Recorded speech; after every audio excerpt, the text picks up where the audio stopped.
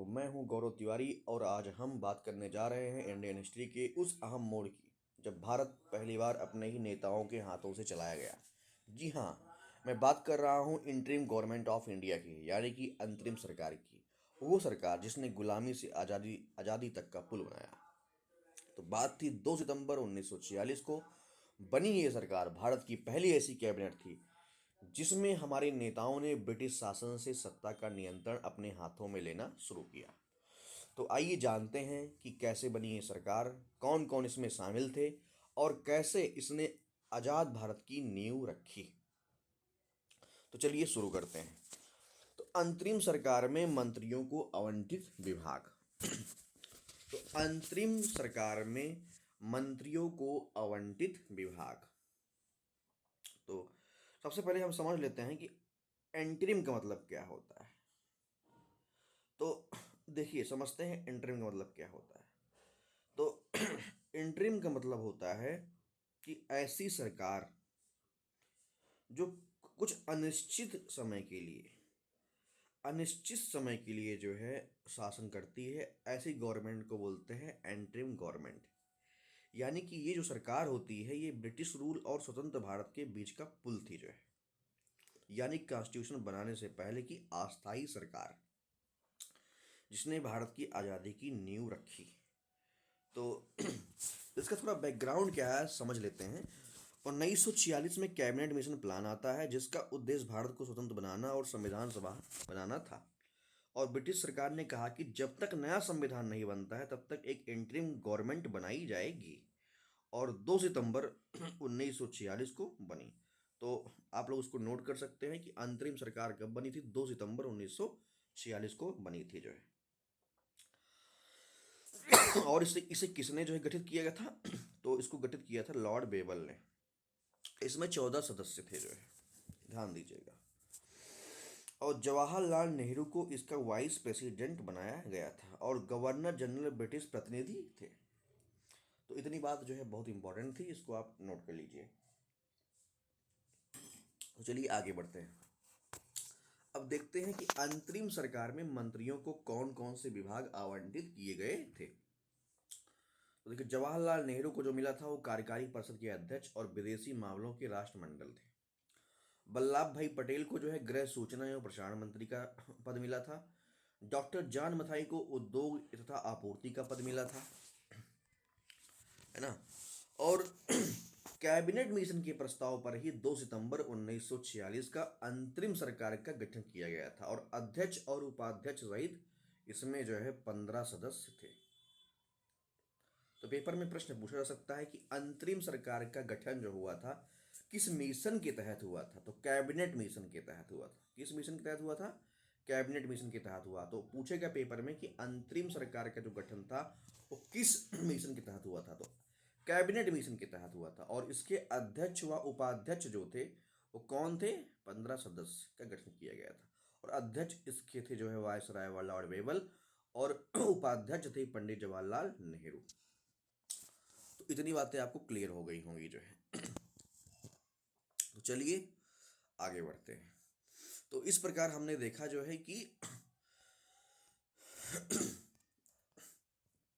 सरदार बलदेव सिंह रक्षा मंत्री बनते हैं और C.H. भाभा खान एवं बंदरगाह मंत्री बनते हैं। डॉक्टर राजेंद्र प्रसाद खाद्य एवं कृषि मंत्री बनते हैं।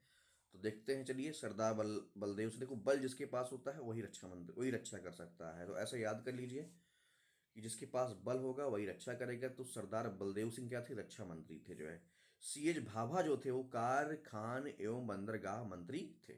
और डॉक्टर राजेंद्र प्रसाद जो थे वो खाद्य एवं कृषि मंत्री थे। अरुणा आसफ अली जो थे वो रेलवे एवं परिवहन मंत्री थे। पूछा जा सकता है कि अंतरिम गवर्नमेंट के समय में जो है भारत का रेलवे एवं परिवहन मंत्री कौन था? तो अरुणा आसफ अली थे जो है। श्रम मंत्री कौन थे? जगजीवन राम। श्रम मंत्री कौन थे? जगजीवन राम। और शिक्षा मंत्री कौन थे? सी राजा गोपालाचारी।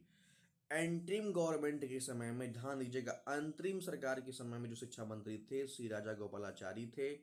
लेकिन जब स्वतंत्रता के बाद जब गवर्नमेंट बनती है तो शिक्षा मंत्री कौन बनते हैं? मौलाना अबुल कलाम आजाद। तो ये बात ध्यान रखिएगा।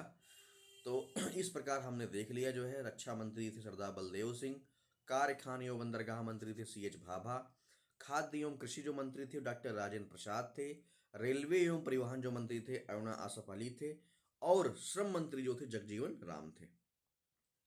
और इसमें जो है मुस्लिम लीग के जो सदस्य शामिल होते हैं 26 अक्टूबर 1946 को। तो पेपर में पूछा जा सकता है कि मुस्लिम लीग के सदस्य इंटरिम गवर्नमेंट में कब शामिल हुए थे, तो 26 अक्टूबर 1946 को। और वित्त मंत्री कौन थे, तो लियाकत अली थे। वाणिज्य मंत्री कौन थे, आई चंडीगढ़ थे। और संचार मंत्री कौन थे, अब्दुल रब निस्तार थे। और विधि मंत्री कौन थे, जोगेंद्र नाथ मंडल थे। और स्वास्थ्य मंत्री कौन थे, गजनफर अली खान थे। तो इतनी बातें आपको क्लियर हो गई होंगी जो है। तो अंतरिम सरकार के संबंध में डॉक्टर भीमराव अंबेडकर ने कहा था कि यह एक देश की सरकार है जिसे दो राष्ट्र चला रहे हैं। तो अंतरिम सरकार के संबंध में यह एक देश की सरकार है जिसे दो राष्ट्र चला रहे हैं, इस बात को किसने कहा था, पेपर में पूछा गया है। तो इसको कहा गया है डॉक्टर भीमराव अंबेडकर के द्वारा। तो इतनी बात क्लियर हो गई आपको। चलिए आगे बढ़ते हैं। तो चलिए देखते हैं भारतीय स्वतंत्रता अधिनियम। तो भारतीय स्वतंत्रता अधिनियम जो है ना, ब्रिटिश पार्लियामेंट का आखिरी कानून था जिसने भारत को आज़ादी दी। ये सिर्फ एक्ट नहीं बल्कि 200 साल की गुलामी का अंत था। तो क्या था ये, ब्रिटिश पार्लियामेंट का आखिरी कानून था जिसने भारत को आज़ादी दी, और ये सिर्फ एक्ट नहीं बल्कि 200 साल की गुलामी का अंत था, है ना। देखो इसमें हुआ क्या जो है, इसमें ये हुआ कि जब सेकेंड वर्ल्ड वार के बाद क्या हुआ, ब्रिटेन कमजोर हो गया और 1946 में कैबिनेट मिशन प्लान आया लेकिन असफल रहा। और इसीलिए जो है कम्युनल टेंशन और पार्टीशन की मांग बढ़ गई जो है। इसलिए ब्रिटेन ने तय किया कि वो पावर ट्रांसफर करेगा। ठीक है। तो इस प्रकार जो है 20 फरवरी 1947 को पीएम इटली ने कहा कि इंडिया को जून 1948 तक आज़ादी दे दी जाएगी। तो ये पॉइंट आप लोग नोट कर लीजिएगा। 20 फरवरी 1947 को पीएम इटली ने कहा कि इंडिया को जून 1948 तक आज़ादी दे दी जाएगी और लॉर्ड माउंटबेटन को अंतिम वायसराय बनाया गया और उन्होंने पार्टीशन की सलाह दी। ठीक, तो चलिए देखते हैं इसमें क्या क्या है। तो भारतीय स्वतंत्रता अधिनियम 1947। तो भारतीय स्वतंत्रता अब विधेयक कब पेश किया गया था ब्रिटिश प्रधानमंत्री क्लेमेंट इटली द्वारा, तो 4 जुलाई 1947 को। तो पूछेगा पेपर में कि भारतीय स्वतंत्रता अधिनियम या इंडियन इंडिपेंडेंस एक्ट का जो विधेयक था वो कब पेश किया गया था, तो 4 जुलाई 1947 को, पहला प्रश्न। और उस समय प्रधानमंत्री कौन थे, तो क्लेमेंट इटली, ये दूसरा प्रश्न बन सकता है। तीसरा प्रश्न ये बन सकता है कि कब इसको स्वीकृत किया गया, तो स्वीकृत किया गया था 18 जुलाई 1947 को। तो और यह अधिनियम लागू कब होता है भारत में, 15 अगस्त 1947 को। तो ध्यान दीजिएगा, जो विधेयक था वो 4 जुलाई 1947 को पेश किया गया था। कौन थे, प्रधानमंत्री क्लेमेंट इटली द्वारा, और 18 जुलाई 1947 को स्वीकृत कर लिया गया। यह अधिनियम 15 अगस्त 1947 से लागू हुआ। इस अधिनियम द्वारा दो डोमिनियन राज्य भारत व पाकिस्तान की स्थापना हुई। तो ध्यान दीजिएगा, इस अधिनियम द्वारा भारत में दो डोमिनियन राज्य भारत और पाकिस्तान की स्थापना हुई। देखिए डोमिनियन का मतलब ये होता है कि अभी भी ब्रिटेन सरकार जो है भारतीय सरकार को जो है अपने देश में कानून बनाने की शक्ति दे रही है, लेकिन एक तरीके से जो मिलिट्री पावर्स है वो अपने पास रखेगी। मतलब एक तरीके से आधी शक्तियां जो है भारत को मिल रही हैं और आधी शक्तियां जो है ब्रिटेन खुद रख रहा है। तो इसी को बोलते हैं डोमेनियन। तो आगे चलिए बढ़ते हैं। भारत में लॉर्ड माउंटबेटन को गवर्नर जनरल बनाया गया। तो गवर्नर जनरल किसे बनाया गया, लॉर्ड माउंटबेटन को भारत का गवर्नर जनरल बनाया गया और पंडित जवाहरलाल नेहरू को प्रधानमंत्री बनाया गया। तो पूछ सकता है कि भारतीय स्वतंत्रता अधिनियम 1947 के तहत भारत का गवर्नर जनरल किसे बनाया गया था, तो लॉर्ड माउंटबेटन को, और प्रधानमंत्री किसको बनाया गया था, जवाहरलाल नेहरू को, और पाकिस्तान में मोहम्मद अली जिन्ना को गवर्नर जनरल और लियाकत अली को प्रधानमंत्री बनाया गया था, जो प्रधानमंत्री पाकिस्तान के पहले प्रधानमंत्री थे। तो इतनी बात क्लियर हो चुकी होगी आप लोगों को। चलिए आगे बढ़ते हैं।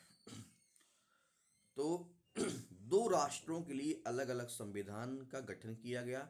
नए संविधान के बनने तक भारत शासन अधिनियम 1935 के तहत कार्य किएगा।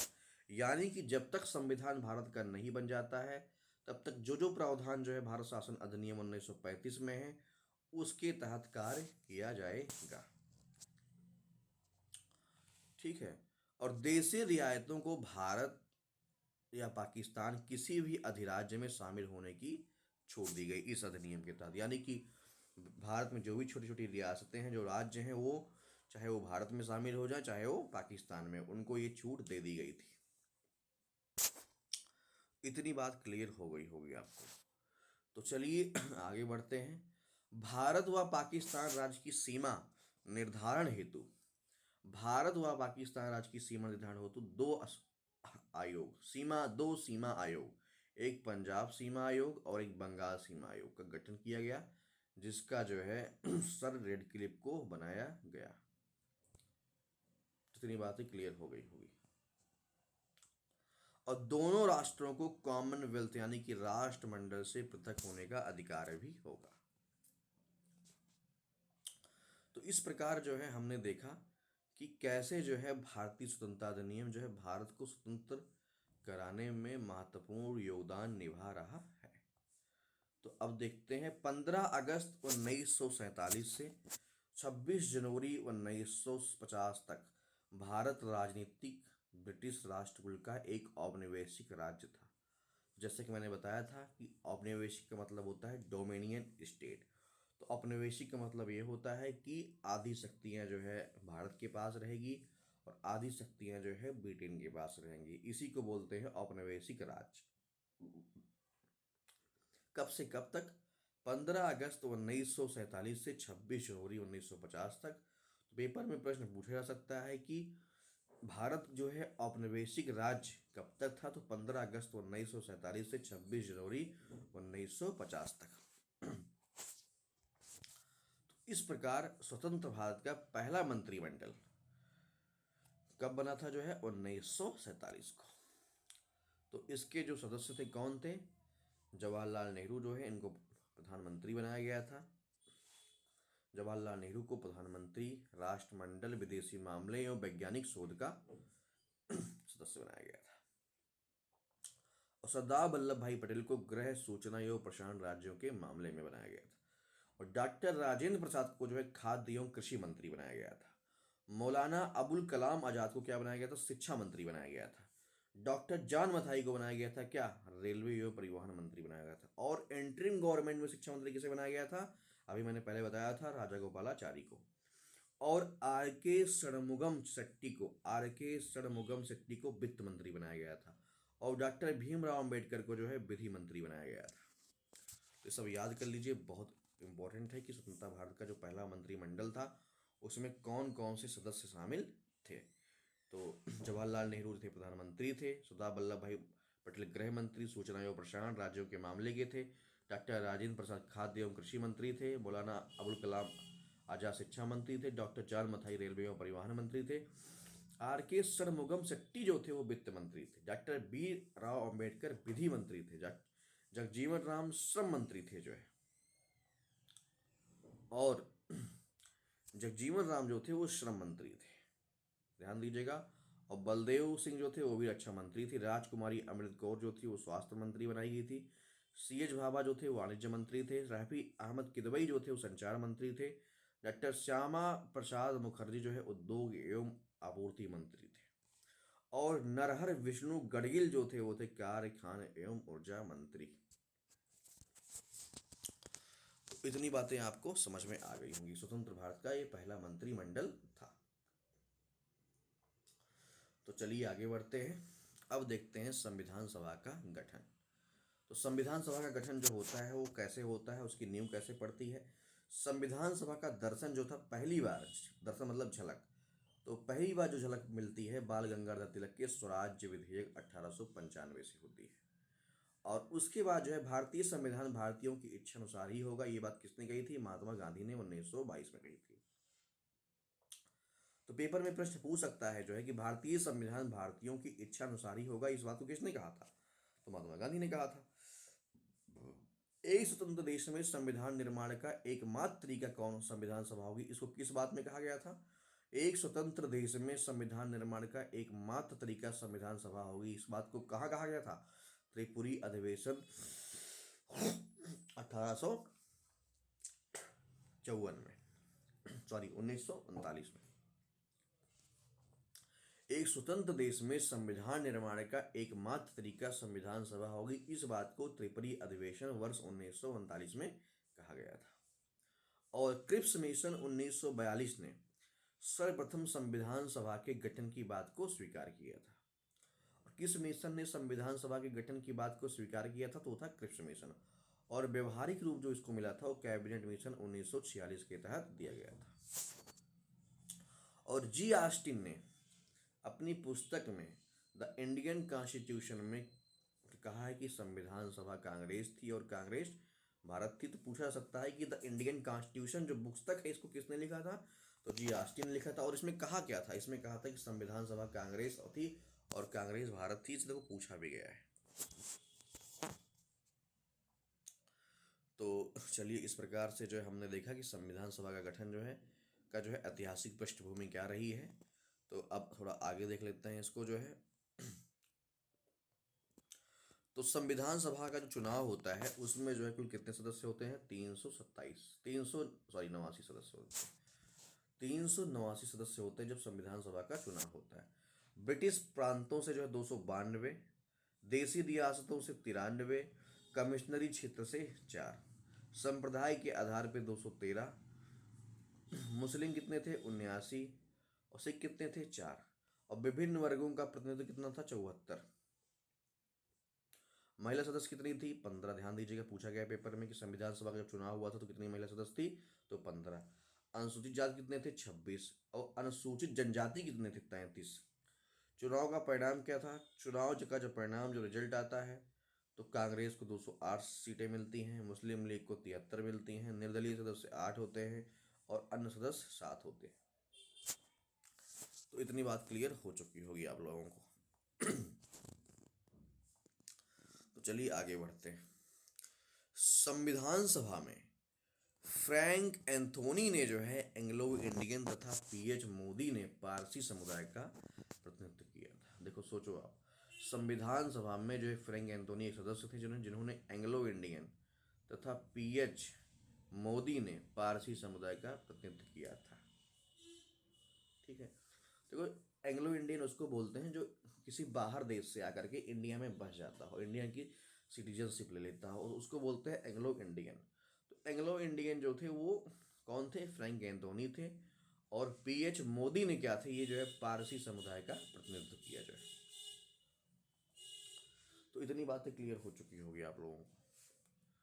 तो चलिए देखते हैं जो है डॉक्टर भीमराव अंबेडकर मुंबई प्रेसिडेंसी की पूना संसदीय सीट के उपचुनाव एम.आर. जयकर से त्यागपत्र दिलाकर रिक्ति कराई गई तो निर्वाचित होकर विधानसभा के सदस्य बने।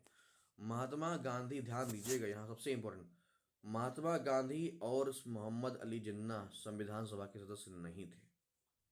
सोचो, स्टेटमेंट में डाल सकता है क्वेश्चन में जो है कि क्या जो है महात्मा गांधी, मोहम्मद अली जिन्ना संविधान सभा के सदस्य थे? नहीं थे। और संविधान सभा की जो प्रथम बैठक थी 9 दिसंबर 1946 को आयोजित की गई थी। ध्यान दीजिएगा, पूछे गए पेपर में संविधान सभा की पहली जो बैठक थी कब शुरू की गई थी? 9 दिसंबर 1946 को। और मुस्लिम लीग ने अपनी कमजोर स्थिति के कारण प्रथम बैठक में भाग ही नहीं लिया। तो ध्यान दीजिएगा, आरआरबी एनटीपीसी में पूछा गया है क्या जो है मुस्लिम लीग ने जो है प्रथम की जो संविधान की बैठक थी क्या उसमें भाग लिया था? बैठक में भाग ही नहीं लिया था। अब सोचो, अब स्टेटमेंट में आप लोग को दे देगा कि भाग लिया था तो भी गलत हो जाएगा। ठीक, तो चलिए आगे देखते हैं संविधान सभा से संबंधित प्रमुख तथ्य। तो इसमें जो है प्रथम बैठक में जो है कितने सदस्य शामिल हुए थे? प्रथम बैठक में जो थे 208 सदस्य। और कहाँ आयोजित की गई थी? नई दिल्ली में। और डॉक्टर सचिदानंद सिन्हा को 9 दिसंबर 1946 को अस्थायी अध्यक्ष तथा AC मुखर्जी और BT कृष्णमचारी को उपाध्यक्ष नियुक्त किया गया था। बहुत इंपॉर्टेंट है, RRB JEE में 2019 में पूछा गया है। और दिल्ली 11 दिसंबर 1946 में आयोजित द्वितीय बैठक में डॉक्टर राजेंद्र प्रसाद को संविधान सभा का अस्थायी अध्यक्ष नियुक्त किया गया था। तो पेपर में पूछा गया है कि डॉक्टर राजेंद्र प्रसाद को संविधान सभा का अस्थायी अध्यक्ष किसे कब नियुक्त किया गया था? 11 दिसंबर 1946 को। कब नियुक्त किया गया है? 11 दिसंबर 1946 को। और BN राव को जो है संवैधानिक सलाहकार नियुक्त किया गया था। BN राव क्या किया था? संवैधानिक सलाहकार नियुक्त किया गया था। BN राव को जो है संवैधानिक सलाहकार नियुक्त किया गया था। और संविधान सभा में जो है कुल 15 महिला सदस्य थी। ध्यान दीजिएगा, संविधान सभा में कुल कितनी महिला सदस्य थी? तो संविधान सभा में जो है 15 महिला सदस्य थी। RI में देखो पूछा गया है। और उद्देश्य प्रस्ताव जो है 13 दिसंबर 1946 को जवाहरलाल नेहरू के नेतृत्व में पेश किया गया था, जैसे हमने प्रियम्बल में पहले ही बता दिया है आपको जो है। ठीक है, चलिए आगे देखते हैं। संविधान निर्माण हेतु कौन कौन सी समितियां गठित की गई थी, जो बहुत इंपॉर्टेंट है। तो सबसे पहले जो समिति थी प्रारूप समिति थे। इसके जो अध्यक्ष थे डॉक्टर भीमराव अम्बेडकर थे। संघ शक्ति समिति के कौन थे? जवाहरलाल नेहरू थे। संघीय संविधान समिति की जो है जवाहरलाल नेहरू थे। प्रांतीय संविधान समिति की सरदार वल्लभ भाई पटेल थे। झंडा समिति के कौन थे? डॉक्टर राजेंद्र प्रसाद थे। प्रक्रिया नियम समिति के कौन थे? डॉक्टर राजेंद्र प्रसाद। राज्यों के लिए समझौते कराने वाली समिति कौन थे? जवाहरलाल नेहरू। संचालन समिति कौन थे? डॉक्टर राजेंद्र प्रसाद। वित्त एवं कर्मचारी समिति कौन थे? डॉक्टर राजेंद्र प्रसाद। राष्ट्रीय ध्वज तदर्थ संबंधी समिति कौन थे? डॉक्टर राजेंद्र प्रसाद। देखो ध्यान दीजिएगा, यहाँ पे झंडा के भी राजेंद्र हैं, प्रक्रिया के भी राजेंद्र हैं, और संचालन के झंडा, प्रक्रिया, संचालन और वित्त और ध्वज। झंडा, प्रक्रिया, संचालन, वित्त, ध्वज। झंडा, प्रक्रिया, संचालन, वित्त, ध्वज, इसके कौन है? डॉक्टर राजेंद्र प्रसाद है। और भाषाई जो प्रांत आयोग है उसके कौन है? SK डार है। SK डार है। तो इतनी बातें क्लियर हो गई होंगी जो है। कौन है भाषाई प्रांत आयोग के? SK डार। और मौलिक अधिकारों अल्पसंख्यकों, मौलिक अधिकारों और अल्पसंख्यकों, मौलिक अधिकारों, अल्पसंख्यकों एवं जनजातियों तथा बहिष्कृत क्षेत्रों के लिए सलाहकार समिति के अध्यक्ष सरदार वल्लभ भाई पटेल थे। जब पूछता है कि मौलिक अधिकार के कौन थे या अल्पसंख्यक के कौन थे, जनजातियों कौन थे और बहिष्कृत क्षेत्रों के लिए सलाहकार जो समिति बनी थी उसके अध्यक्ष कौन थे? तो सरदार वल्लभ भाई पटेल थे। तो इतनी बातें हमने देख ली जो है। तो चलिए आगे देखते हैं थोड़ा। अब देखते हैं जो है मौलिक अधिकार उप समिति कौन कौन थे। जो है मौलिक अधिकार उप समिति के जो अध्यक्ष थे वो थे JB कृपलानी। और अल्पसंख्यक उप समिति के कौन थे? जो है HC मुखर्जी थे। और उत्तर पूर्व सीमांत जनजातीय क्षेत्र के कौन थे? गोपीनाथ बारदलोई। और असम सहित छोड़े गए अन्य क्षेत्रों के लिए उप समिति जो थे कौन थे? AB ठक्कर थे। और BN राव ने अक्टूबर 1947 में संविधान का प्रथम प्रारूप तैयार किया, जिसमें अब सोचो पेपर में पूछ सकता है संविधान सभा का प्रथम प्रारूप किसने तैयार किया था? तो अक्टूबर 1947 में, जिसमें 243 अनुच्छेद व 13 अनुसूचियां थी। और BN राव द्वारा जो है संविधान के मूल पाठ पर विचार करने के लिए डॉक्टर भीमराव अम्बेडकर की अध्यक्षता में 7 सदस्यीय प्रारूप समिति का गठन किया गया था। और जो इसके सदस्य हैं बहुत ही इम्पोर्टेंट हैं। BN राव ने तैयार किया था संविधान को का जो मूल संविधान था, सबसे पहला संविधान। और इसी के लिए जो डॉक्टर भीमराव अम्बेडकर की अध्यक्षता में 7 सदस्यीय समिति का गठन किया गया था। और वो कब किया गया था? पहली डेट सबसे इंपॉर्टेंट है, पूछा गया है पेपर में, प्रारूप समिति का गठन कब किया गया था? तो डेट एकदम एग्जैक्ट याद कर लीजिए, 29 अगस्त 1947 को। तो पेपर में पूछा गया है कि प्रारूप समिति का गठन कब किया गया था? तो 29 अगस्त 1947 को, जिसमें 7 सदस्य थे। अध्यक्ष कौन थे? Doctor Bhimrao Ambedkar, AN Gopali Ayyangar, Alladi Krishna Iyer, doctor KM Munshi, Syed Mohammad Saadulla और N माधव राव। BL मित्र के त्याग पत्र के बाद जो है इनको बनाया जाता है। और टीटी कृष्णमाचारी जो थे डीपी खेतान की मृत्यु के बाद ये पद धारण कर लेते हैं। तो इतनी चीजें समझ में आ गई होंगी।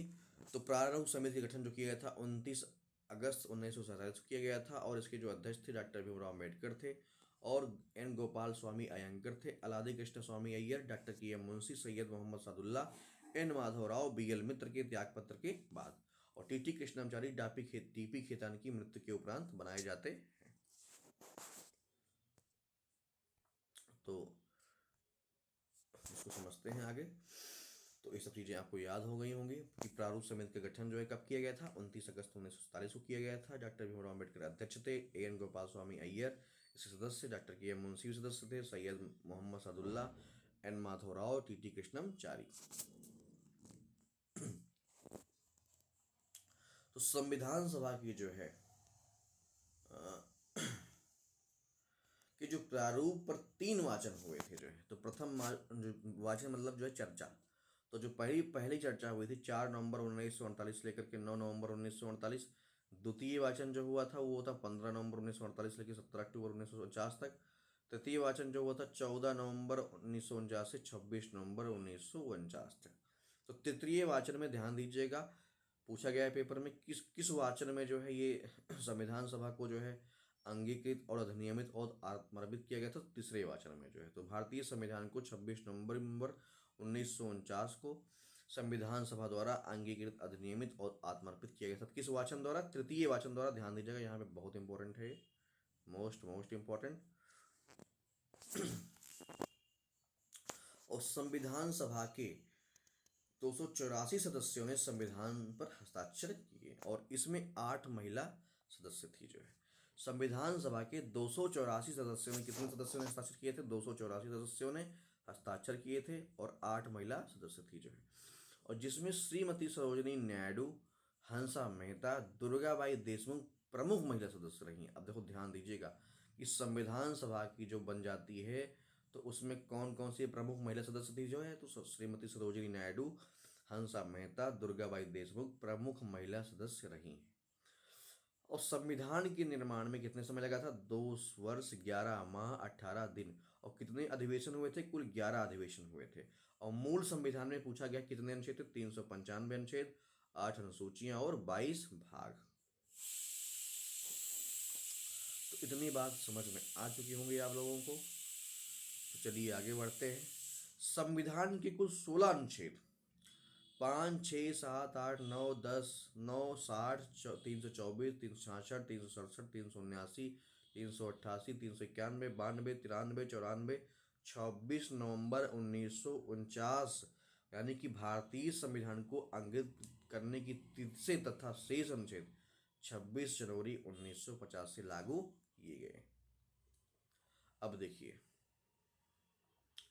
तो कौन सा ऐसा अनुच्छेद है कि जो कहता है कि भारत का संविधान है, संविधान का संक्षिप्त नाम जो है, संविधान का संक्षिप्त नाम क्या है? भारत का संविधान है। तो अनुच्छेद कहता है 394। और संविधान सभा की प्रारंभ की जो तिथि है 26 जनवरी 1950 है। या कौन सा अनुच्छेद कहता है? तो अनुच्छेद कहता है 394। तो संविधान सभा की जो अंतिम बैठक है 24 जनवरी 1950 को हुई। तो संविधान सभा की जो अंतिम बैठक है कब शुरू हुई थी जो है? संविधान सभा की जो अंतिम बैठक थी वो 12वीं बैठक 24 जनवरी 1950 को हुई। इसी दिन डॉक्टर राजेंद्र प्रसाद को भारत का प्रथम राष्ट्रपति चुना गया। कब चुना गया भारत का प्रथम राष्ट्रपति? इसी दिन 12वीं बैठक को जो है, संविधान की अंतिम बैठक में ही जो है 12वीं बैठक थी, याद रखिएगा, 24 जनवरी 1950 को हुई थी। और इसी दिन जो है डॉक्टर राजेंद्र प्रसाद को भारत का प्रथम राष्ट्रपति चुना गया, और संविधान सभा को भंग कर उसे अंतरिम संसद में परिवर्तित कर दिया गया। तो चलिए, कुछ विद्वानों ने संविधान सभा की आलोचना की है, जैसे लॉर्ड विस्काउंट और विंस्टन चर्चिल। देखो, लॉर्ड विस्काउंट कहते हैं कि जो है हिंदुओं का निकाय है, जो संविधान सभा है किसकी निकाय है? हिंदुओं का निकाय है। इसने कहा है लॉर्ड विस्काउंट ने जो है। और विंस्टन चर्चिल ने कहा है कि भारत के केवल एक बड़े समुदाय का प्रतिनिधित्व संविधान सभा ने किया है, जैसे कि कांग्रेस का। तो निराजुद्दीन अहमद ने क्या कहा है, प्रारूप समिति को अपवाहन समिति कहा है। तो किसने जो है प्रारूप समिति को अपवाहन समिति कहा है, तो निराजुद्दीन अहमद ने जो है। तो डॉक्टर भीमराव अंबेडकर ने गर्व के साथ कहा कि यह घोषणा की कि इस भारत के संविधान का निर्माण विश्व के विभिन्न संविधानों को छानने के बाद किया गया है, जो कि हम आगे पढ़ेंगे कि हमारा जो संविधान के जो मुख्य मुख्य स्रोत हैं वो किन किन देशों से लिए गए हैं। तो चलिए आज का जो लेक्चर है यहीं समाप्त करते हैं। दोस्तों लाइक सब्सक्राइब करना मत भूलिएगा। धन्यवाद।